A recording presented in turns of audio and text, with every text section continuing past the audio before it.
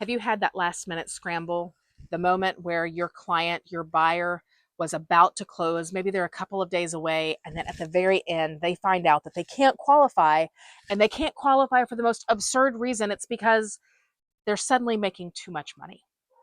This happens a lot when it comes to USDA or down payment assistance loans that are specifically for people that make under a certain amount of income. Hi, I'm Charlotte Harrill. This is your daily jumpstart here on Recharging with Champions, and I'm going to give you some ideas for marketing. And this week we are talking about down payment assistance and income-based loan programs. So let's talk about a story. Today is Monday, so we're going to give a memory. This is a good time to do a reel or just tell the story, and I've got a graphic already made. If you want to steal the graphic in our just below, go to the toolkit. You're more than welcome to do that. I'm going to tell you my story, and it might jog a memory of one that you've had that's very similar that you can tell and really inform borrowers the importance of, if they're qualifying for one of these income driven loan options, something that you can't be over an income limit. It's very important not to change your income in the middle of your loan approval. So here is my story, and it happens pretty regularly because it's what people think they need to do, right? I had these borrowers, and they are the most wonderful, sweet first-time home buyers. They were getting a USDA loan. I'm in Kentucky, that's where I sit, so we do have a lot of USDA in our market. And they were getting a USDA loan, and they were right there at the tip of the maximum income that the household could make.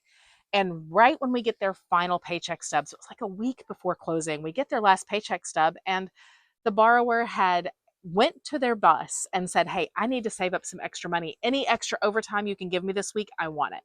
So he literally doubled his overtime that week from what he would normally do. He normally worked very little overtime, but he got in there and he worked like 11 hours of overtime on this check. It was like 10 and a half, 11 hours. It was a lot. So when we get that check and we average in that overtime into the average, it actually put their income limit just over what was available or what was allowable with USDA. It was heartbreaking because we're at this end and now we have to scramble. We have to find a different loan program that's going to work for them, or they have to go find 3.5% down, which if we were doing a USDA zero money down, that's probably not in their cards, right? So thank goodness in this situation, the sellers, we let them know what was going on. I took a really long deep dive at the paycheck stubs, and I'm like, listen, if you just go back to what you normally work for the next paycheck stub and don't work any extra overtime, you will go back to being just underneath that limit. And we made it work, and the sellers were gracious. We let them see that everything was done minus they just made too much money and he had to stop working so much, bless his heart. So we were able to get that closed. We just had to delay closing about 3 weeks, 2 weeks to get some work in there without the overtime, and then the paycheck stubs. So that is something that happens regularly to people that are right there on that edge. So it's a good conversation to have with your lender.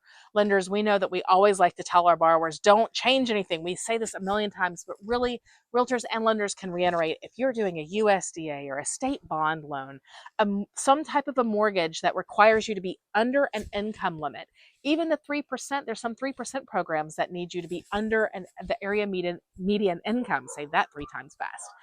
It's very important that you don't change your loan, your income habits while you're in the middle of that, which means don't get a raise. I've literally had people have to say, no, don't give me that raise. It's going to mess up my mortgage, things like that. So it's just important that you come and you have those open conversations and you don't change anything in your income for your move while you're in that mortgage process. So that's my story. Obviously, I've had that happen a couple of times. We've had people get raises in the middle of a process, especially now that we've got this long time between qualification and buying because the houses, there aren't as many out there for first-time home buyers. So it's taking longer for them to find a house. So we really have to coach them up. And this is something that you can share with your sphere, share with your client base, share with your first-time home buyers. A great story that maybe has a happy ending, but also gives the warning that they want to make sure they're staying underneath that income limit. This is your daily jumpstart. There is marketing toolkits in the toolkit for today. You've got a graphic, you've got some words you can just copy and paste if you want to make it really simple. Or hey, there's even a little graphic that you can just add your video to if you want to make this a reel. I challenge you to make a video today and connect with your clients. I hope you do some great marketing, and we'll see you tomorrow.